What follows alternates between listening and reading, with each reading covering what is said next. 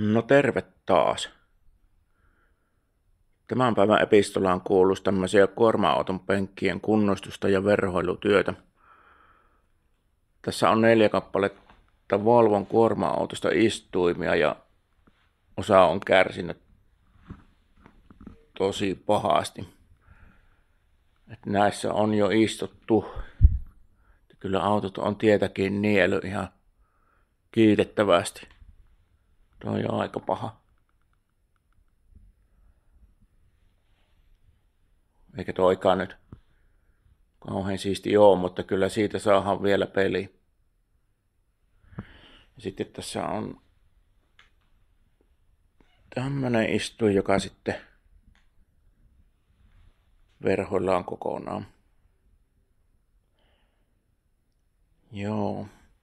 Mutta ennen kuin mä aloitan näiden tekemistä, niin katsotaan mitä naapuriputiikissa touhutaan, koska mä oon sinne ihan kohta menossa.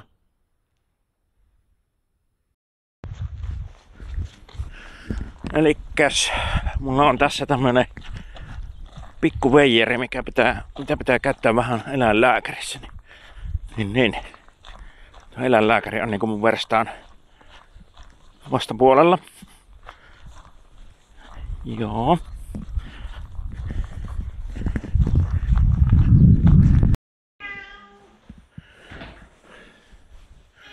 Moro!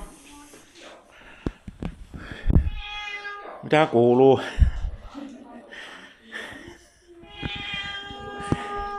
Tässä on tämä ressukka.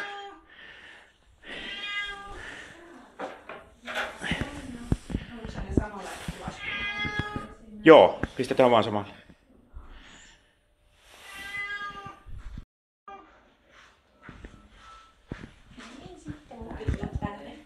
Joo, kiitos.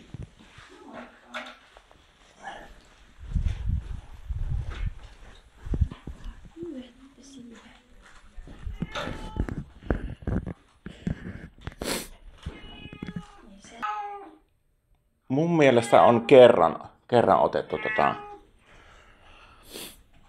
putsattu korvat ja katsottu punkit ja sen semmoista.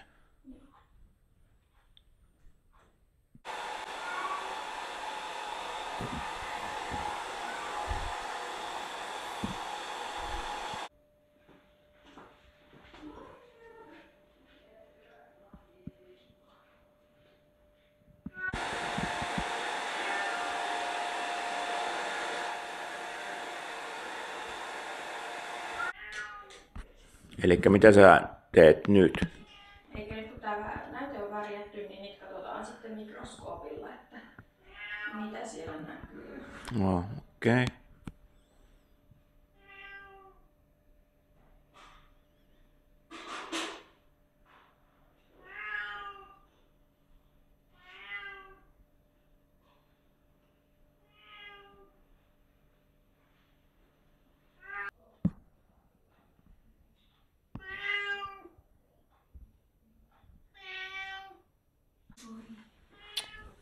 Jaha, nyt kävi niin, että me otetaan vielä verikoot tästä kissasta. Nyt on jännät paikat.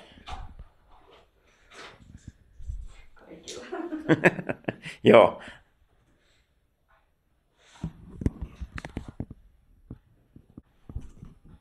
Otetaan pinkki.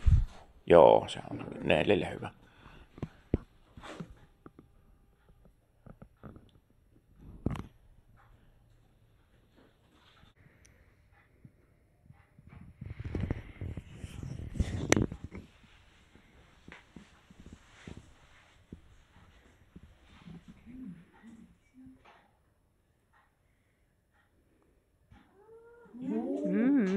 Asiakaspalautteet on suoria.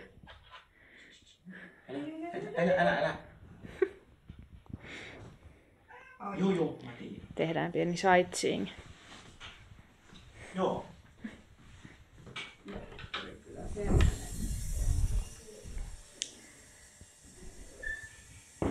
Täällä on nyt tänään hiljasta, mutta myöhemmin päivällä alkaa tapahtumaan.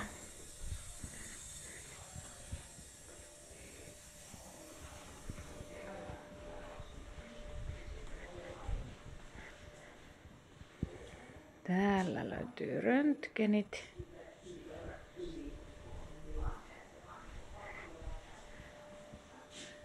Hammashommat hoidetaan täällä ja tuolla pyörii laboratorio.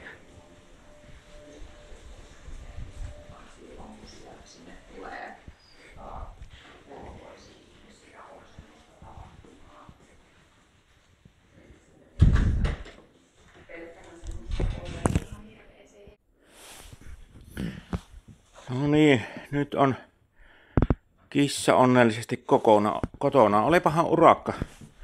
Otettiin verikokkeet ja kaikki tältä nyt.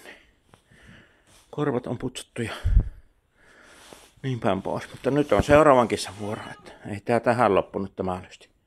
No niin, nyt on tää episodi takana. Kissat hoidettu ja piikitetty. Nelli sai lääkekuurin. Tää selvisi pelkällä piikillä.